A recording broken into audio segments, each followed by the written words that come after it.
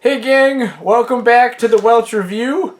This time we have a very special guest star, one of Sam and my personal best friends. He's an extremely talented man. He is a college professor, a book publisher and editor, product placement, the Cool Cats Collection Volume 1. This is a book made by both our guest star, who's back there, whose name we still haven't said, and by Stefan. Him and I have collaborated many times. This is another book he helped publish and edit, right? Where did I leave off? I wrote it with our mom and our grandma. Not me, though. And then, not only that, so I've said he's a book editor, he's a book publisher, he's a college professor, but he's also a film poster creator. A talented artist. Wait, what the? There's more. He is a screenwriter and an actor, and he is the one and only Dan the Man Simcock. Yeah. Woo! Thank you, guys. Thank you for joining us, Dan. Yeah, man. So, would you mind telling the beautiful people what we're going to be talking about today? Yeah, today we're going to be talking about The Way Back. It's a really great summer movie. It follows this young character named Duncan on a family vacation with his mom and her boyfriend. And at first, his summer vacation starts out pretty boring, pretty horrible. And then he embarks on an adventure when he befriends the owner of a local water park. Yeah, that's it. Yeah, I think that's a good summary of it. That's solid, my friend. So, let's talk about some of the people who are in the movie, right? We got Anna Sophia Robb. We got Liam James plays Duncan, right? Yes. Liam James, okay. We got Steve Carell. We got Allison Janney. We got Toni Collette. And Maya Rudolph is in it. Nate Faxon and Jim Rash, who are both the writer and directors. And then we have the fantastic Sam Rockwell. Yeah, can't say enough about him. He was just awesome in this movie. Is that where you want to start? Do you want to start talking about Sam Rockwell? What? This is the best place to start. All right, take it away, Dan. Talk to us about Sam Rockwell. Just so charismatic in this movie. He plays like just somebody that you just want to be friends with instantly. He's very gregarious, very funny, very eccentric. But very, he has a good heart. So. Yeah, he kind of reminds me of like Bill Murray from Meatballs, you know, like he's funny and he's great and you wanna hang out with him, but he also definitely does not have his stuff together. You know what I mean? Like, yeah, he's a little scattered. You can tell he might be living in the past just a teensy bit, you know, staying with those glory days, but he's a good dude nonetheless. I think that's it's a coming of age story for a lot of the characters. The main character Duncan, he has his own journey of self-discovery, gaining more confidence. But I think Sam Rockwell's character, he becomes, I think we're supposed to assume, a little bit more responsible as the movie goes on. Yeah. So he has his own journey. So I think that's something, he learns to grow up just a little bit. Yeah, and like what's kind of cool is in the film, like you were saying, Sam Rockwell grows up, but he grows up because he kind of like becomes like a mentor figure for Duncan. So it's not just like, he's putting his stuff together. He's like getting his stuff together so that he can be a good, maybe not a good role model, but a role model for this kid who's kind of emotionally destroyed at the time.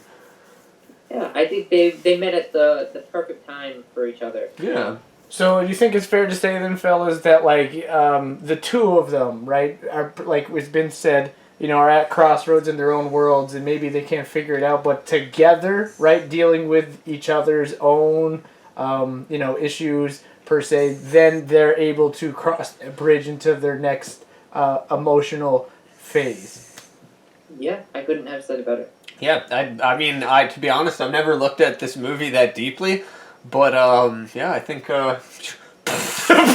mind blown. You know what I mean? You know, and I guess from a different standpoint, just switching to like the amount like of dialogue and ad-libbing and like one-liners that man came up with, like like you see what I did there? I manipulated her with my sexual charisma. Like That's all. That's all.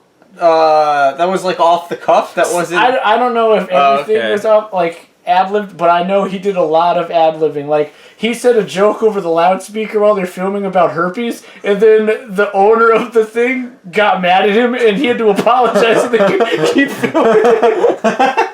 That's crazy. You know, that's funny. But you know, outside of Sam Rockwell's character, when he says, you know, you got to make your own way, right, to Duncan. Do you think, like, you know, people need to be reminded of that, right?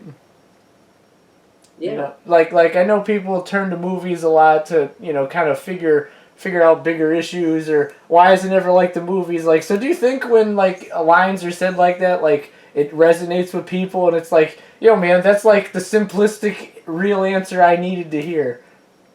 Yeah, I think it's probably a message that you've heard in movies a lot. You know, it's pretty standard in coming of age stories. But I think in this movie, it's a simple premise, a simple theme that's done really well. You know, so I think it still resonates with people. Absolutely. And then I guess if we're looking at like performances, how about like Sam Rockwell? Obviously, I know you're the pinnacle of human achievement, but That's right. He is like, you know, aspire to be like, you know, him, dad level, super awesome like that. Switching gears over to like Steve Carell's character of Trent. You know, Sam, what are your thoughts on? So just to start a conversation on somebody named Trent, I apologize, but if your name's Trent, you're probably a bad person. That's like your stereotypical like yacht club name, you know, like oh, I'm gonna go and take the boat out with Trent, which is ironic, kind of, because Trent also has a boat in the show. Yeah, no, Steve Carell's character is a jerk, just like the entire film. He plays the stepfather, right, Dan? Or not stepfather? Yeah. Boyfriend. Duncan's mom's boyfriend. Oh, okay, Duncan's not quite stepfather. But so, he acts like he is. Yeah, he acts like he's in charge, and he can kind of just tell Duncan like whatever he's got to do, and he's just a jerk the entire film. Like obviously the main bad guy of the show. And his mom's not really doing anything about it for like 99% of the film. So yeah, he's like our standard bad guy, and he's like very strict and by the book. And going back to Sam Rockwell's like the antithesis of Trent. Yeah, Trent. So like he kind of plays like the opposite character, and because of that, I think he's all the more appealing for Duncan, right? As like a mentor figure, because this dude who he hates is kind of like, Sam Rockwell's the opposite of that guy. Really great point. Now, Dan, Steve Carell obviously has been around the block just like Sam Rockwell for a while, but we obviously all love his character of Michael Scott. So for you, being an Office fan, you know, what was it like seeing him be such a jackwagon, and you're like, what? Yeah, him being a massive tool. Yeah. I really liked it. Yeah, I thought it was... He never plays this type of character. Ever. You know? And I thought it was interesting. There were, like, hints of Michael Scott in his performance, I thought. Here and there, like, how sort of selfish and, like, petty he can be. But obviously this character is not meant to be like Michael Scott. You know, Michael Scott, infinitely likable despite how many horrible things he does. Trent is just the opposite. You're supposed to not like him, and I think Steve Carell does a really good job making you feel that way. No, absolutely. Yeah. Like you said, it's good seeing... you hate to love him. You know, I think that's a good way of saying it, like you're saying, because he's going against type. Like, he definitely has range, You know, but it's like, no, man, you're the lovable Yeah. dude. Don't be that guy. This ain't you. Yeah, this ain't you. You know, but yeah, just a dog on every level. Now, in this movie, who plays like the main love interest for Duncan? Like, who's the girl? Anna Sophia Robb. Ooh, But That's but a cool that's name. just the thing. This movie is not necessarily like a love story, right? Like don't get me wrong, Anna Sophia Robb, clearly Duncan's into her, Oh, you yeah. know, but it's like more like, hey, I'm trying to find like a way to be me, you know, find my own way, and she just happens to be on his path, and it's like, I hope this works out. No, it's like a summer crush, right? Because at the end of the movie, don't they like go their separate ways? Yeah. Yeah. I mean, you know, it's like in Greece, right? Where they're like, "Ooh, summer loving had me a blast," and then then they say a whole bunch of off-color things about women, but or I guess just awkward questions, really, you know, like typical high school stuff. But anyways, that's neither here or there.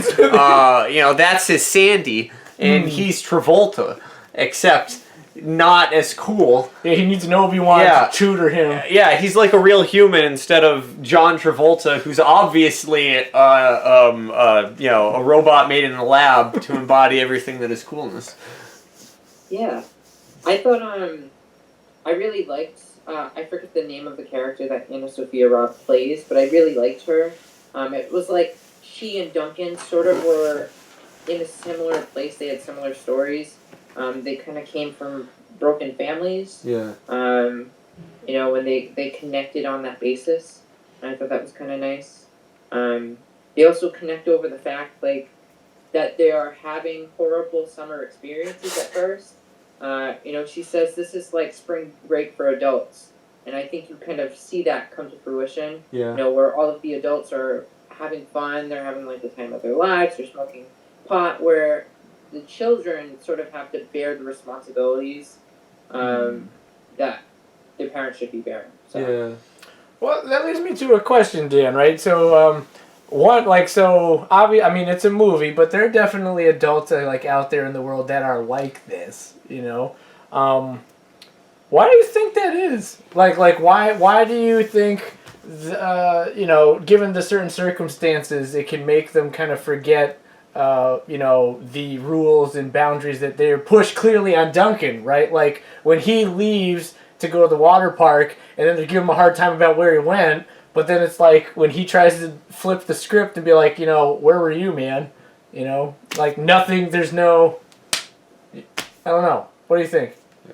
Yeah, that's a good question. I don't know if I have a good answer for it. I think the idea of this being sort of spring break for adults signals to me that this summer location, Cape Cod, is meant to be a place where they feel uninhibited. You know, they can do this stuff without being reprimanded.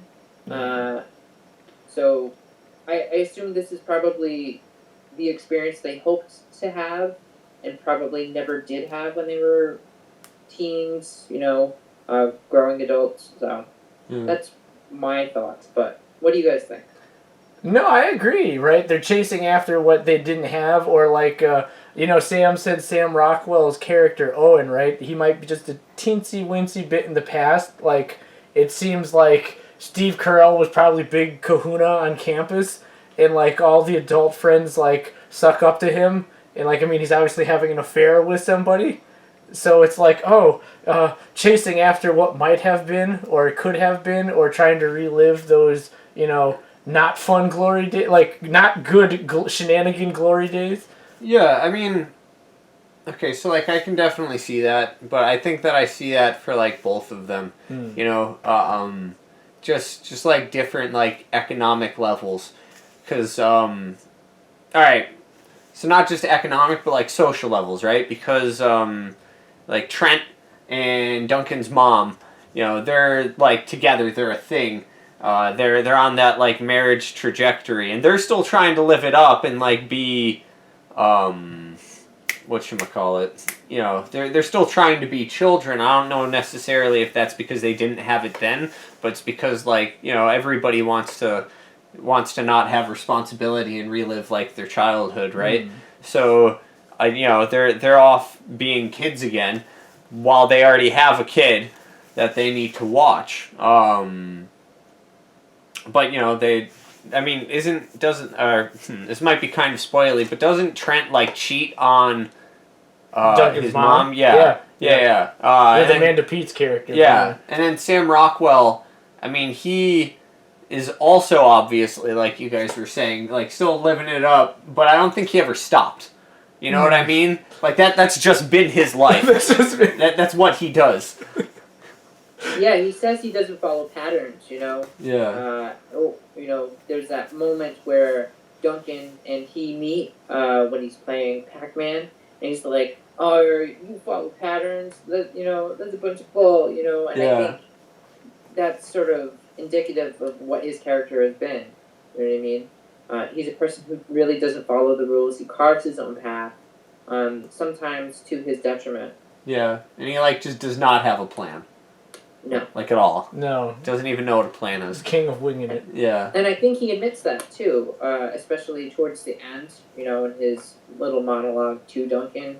He says, like, this life that I have is not as fun as it seems, on the surface. There's a little bit more depth in him. I think he knows it, but he tries to play up this exterior, like, everything's fun, and, this life is pretty chill, but I think he understands that, he is not necessarily giving himself the easiest path by shirking all of these rules and responsibilities. Well I can said, definitely man. feel that. Well, then, okay, so leading into this next, and this I feel like is a heavier thing, but like Sam mentioned, Trent, right, he's cheating on Duncan's mom, right, and she knows it. And Duncan, there's a scene, to spoiler, he calls him out on it, like, very publicly at that, like, 4th of July party. Why does she settle? And that's a heavy question, and there's not really an easy answer for that, but, like, what does this movie say about, like, settling, Dan? Like, why, what are your thoughts? Because if she's trying to be a role model for Duncan, who's going in a hard place, right? And Sam Rockwell's character, who is also this role model, who doesn't seem like he follows patterns, rules, or settles, right? He goes after what he wants, the best way he can. But why does she try to settle, when he's been told, don't settle yet, So how come she's settling? I mean, that's a really great question. I think it just sort of builds on this idea that we are full of contradictions, right? Mm-hmm. We can tell someone good advice, but we sometimes cannot follow our own advice. Yeah. I think there's a line that she says towards the end of the movie that kind of, I think, demonstrates to me maybe some of her anxieties over leaving Trent. She says, we do things to protect ourselves, because we're scared. And I think she's afraid to sort of be on her own. When she got divorced by her husband, I think there was just a year of being by herself. Yeah. Being by yourself can be scary. You have to sort of learn who you are again. Yeah. So I think she's just maybe afraid of being in that independent role. Yeah. What do you guys think? Sam, what are your thoughts on that? I don't know. I think that you nailed it, man. Like, yeah, being on your own's hard. Yeah, people are afraid. I think that's really good. Yeah. Well said, my man. Well, then I think the next thing, so we've talked about Trent, we've talked about Sam Rockwell, probably talk more about him as we go, I'm sure. But talk about Duncan, what's your take on Duncan, Dan the man?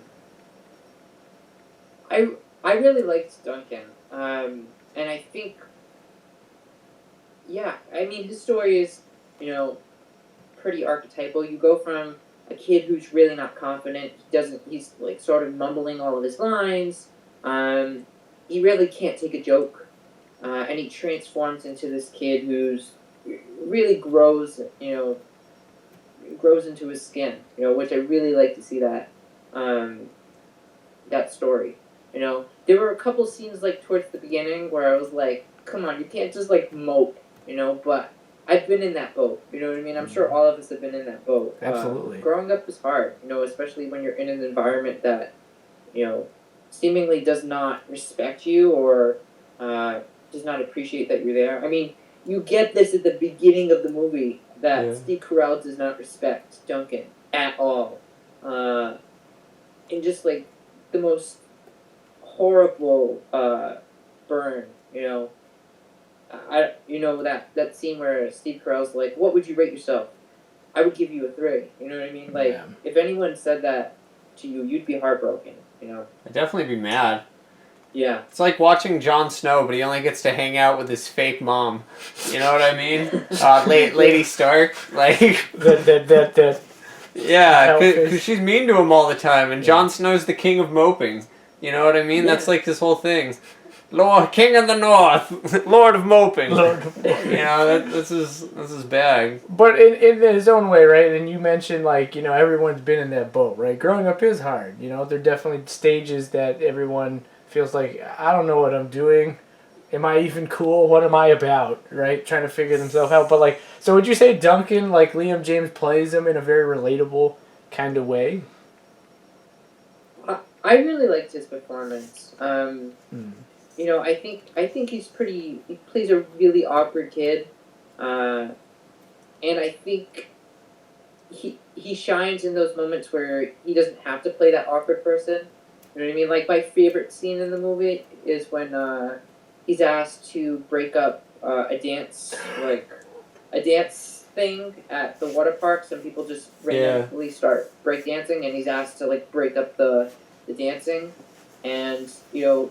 He just shines in that moment when he becomes part of that community and he's asked to like do the dances and stuff. Yeah. You know, where he's dubbed Pop and Lock. Pop and Lock. It was dope. It was so good. The mighty transformation from Duncan to Pop and Lock. That's what the story is really about. What did you think of his performance, Theo? Yeah, man. I think we all need a little pop and lock, you know what I mean? Absolutely, yeah. That's a good way to say it. We all need a little pop and lock. Oh, fantastic. All right, so let's talk. Like, what are some of your favorite moments, Dan, from the movie? Like, what they have to look forward to when they watch it. Right. Yeah. Wait. I'm sorry. I just need to judge Stefan. Let's tell them all of the good moments. That way, they'll need to continue to watch the film. I mean, no. This ain't anything against you, Dan. I'm just harassing Stefan. But yeah, no. Hit us with one or two. Don't give us all of them. Right. Well said. I really liked some of the smaller moments, like the scene where Anna Sophia Robb and Duncan are on the beach talking about hermit crabs. I think they're hermit crabs. But they're talking about some sort of crab, and they're just having like a real nice friendship moment. I like that. I love the scene at the end where it's like this huge party at night at the water park. Yeah. Where it's like the goodbye party for Jim Rash's character. The Lewis? Yeah. It was so odd. Yeah, that scene was just so funny. I think my favorite part of that was the kid with the lazy eye. Peter? Sam Rockwell saying like, oh, you know how many bits I could do with that? You know, like, look me straight in the eye. I just thought that was so funny. As someone who has sort of a lazy eye, I'm like, oh my god, I appreciate this so much. Yeah, I thought that was funny. How about you guys? That is favorite? The same, you got a couple scenes you want to say? Throw down? You know, it's actually been a minute since I've watched this movie, so like off the top of my head, I can't really think of any, which is unfortunate. He's just shrouding. Janney? Oh, her character? Like the wine mom. You know, she's secretly, I think, one of the best characters there. You know, like, she comes across like, oh, I like to party and I want my boobs tanned and I want to drink wine, but like, you know, she... Are you saying you don't want your boobs tanned? Sam, let's be real. But like you're saying, the typical wine mom, like, sloshed all the time. But like, she's somebody who's been through her own hardships, I think, much like Duncan's mom has. So I think she knows exactly what Duncan's mom is going through, or can relate to it in some way. So, and I think she wants to get along with the cool kids, but like she's so much, better than they are. I don't know. Yeah. That's not the best insightful thing. What'd you think about her, Sam? I don't even remember the character, man. What about you, Dan? What'd you think about her? I just thought, like you said, really great character. On the surface, she's just a regular wine mom, but there is a lot of pain there. You can see that she's been through a lot, and she's, she has a lot of moments where she says things to her kids that you're like, why would any mom say that? They're meant to be funny, but they're also kind of mean. But she also has a lot of warm moments with her kids too. You know what I mean? Where she gives them a hug. So she's not a totally cruel mother. She's someone who's, I don't know. She's just very, very complex. She took something that could have just been very stereotypical and made it feel real. Yeah. And I loved her performance. She's one of the standouts to me. Her and Sam Rockwell. Everybody's good in this movie, but I love those two. She turned a character into a person. Yeah. Yeah, no, I think all the way around, Sam Rockwell is definitely the bee's knees, as you said, and for me, he's the best part of this movie, and just the king of cool. Real class act. Alright, so final thoughts, Sam? Any final thoughts on The Way Back? Yeah, this is a solid movie. If you want to be mad at Steve Carell for any reason, definitely watch this. Yeah. But no, solid film. Very good coming-of-age story. All the characters are quirky and great in their own unique way, which is, I don't know, fun. It's fun to watch. Yeah. So, yeah. Out of 3,000 stars, I give it 2,095. What about you, Dan the Man? Final thoughts on The Way Back? Yeah, I would say it's probably a fun summer movie. I mean, it's a good movie for any time if you need something to lift your spirits. But definitely going into the summertime, I think it's a good movie to watch before summer. As far as stars go, I don't have a rating on 3,000 stars, but I would give it 5 out of 5 stars. It's one of my favorite movies. Stefan actually recommended it to me, and ever since it's been one of my favorite movies. So. You have excellent taste, my man. See, dude, I keep telling you, you're good for something. So I think these guys have said it best. This is a fantastic coming-of-age film. It definitely boosts your spirits a little bit if you're feeling glum. I hear it when Steve Carell's wife is mad at him. She plays this just so she can call him a dick. That's a fabrication. That's not true, but it's probably true. It might be. Who knows? Yeah. But anyway, this has been the Welch Review. Thank you to Dan the Man for making time for us, and he will return in an undisclosed next episode. What? No, in the future. In the future. Yeah. I mean, you can be in the next episode. I don't care, but in the future, yeah. Yeah. All right. This has been the Welch Review. Peace out.